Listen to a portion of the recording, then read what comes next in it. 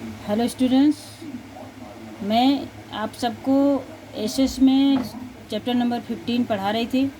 उसका मैं इस वीडियो में हम आगे से देखते हैं कि अब क्या है इसके अगला भाग। तो आगे हम देखते हैं आर्थिक और अनार्थिक।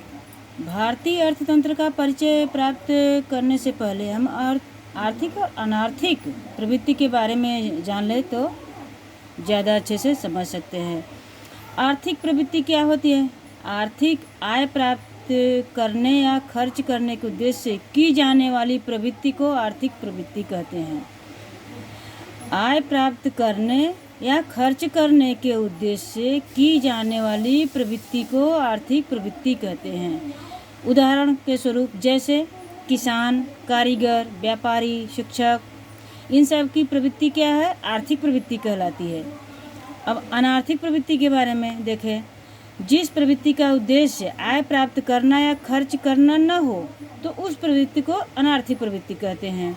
जैसे माता पिता अपने बालक की देखभाल करे, व्यक्ति समाज सेवा का कार्य करे, ये आदि, ये सब क्या है? अनार्थिक प्रवृत्ति कहते हैं। अनार्थिक प्रवृत्ति में हमें अर्थ प्राप्त नहीं होता है। हम स्वेच्छा से कार्य करते हैं, अपने इच्छा से श्रम दान करते हैं, अपने कर्तव्य का पालन करते हैं।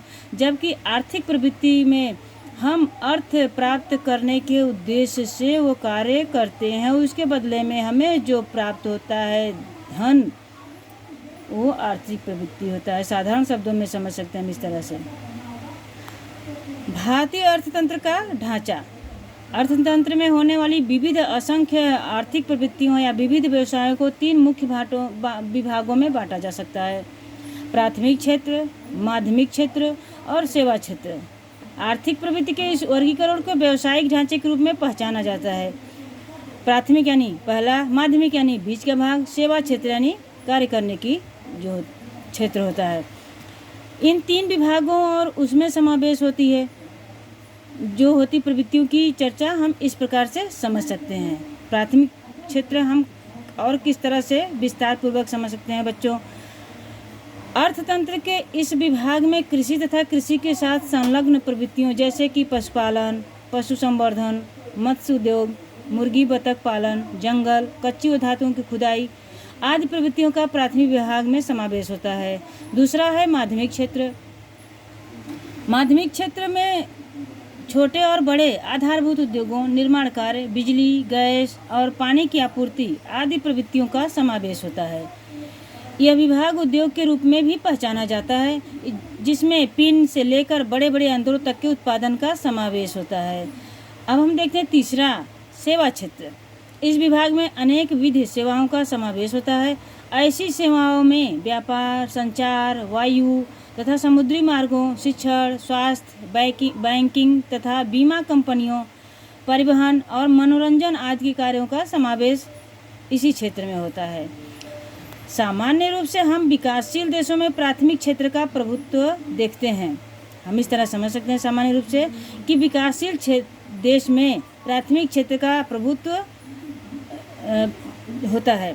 रोजगारी तथा राष्ट्रीय आय में प्राथमिक क्षेत्र का हिस्सा सबसे अधिक होता है। परंतु जैसे जैसे आर्थिक विकास होता जाता है वैसे वैसे प्राथमिक क्षेत्र का महत्व माध्यमिक और सेवा क्षेत्र की सापेक्षता में घटता जाता है और उद्योग क्षेत्र और सेवा क्षेत्र की व्यापकता बढ़ती जाती है। यानी कि जैसे जैसे हमारी जो रोजगारी या राष्ट्रीय आय का सीमा बढ़ता है, प्राथमिक क्षेत्र में विकास होता जाता है, अर्थ के क्षेत्र में जैसे जैसे हम कार्य अधिक करते जाते हैं तो हमारा आर्थिक क्षेत्र बढ़ता जाता है, हम उस आर्थिक रूप से मजबूत होते जाते हैं। तो क्या होता है वो वैसे वैसे ये माध्यमिक और सेवा क्षेत्र की सापेक्षता में घटता जाता है, यानी इसमें ये परिवर्तित होता रहता है, धीरे धीरे क्रमशः परिवर्तित होता जाता है। ये और उद्योग क्षेत्र और सेवा क्षेत्र की व्यापकता बढ़ने लगती है।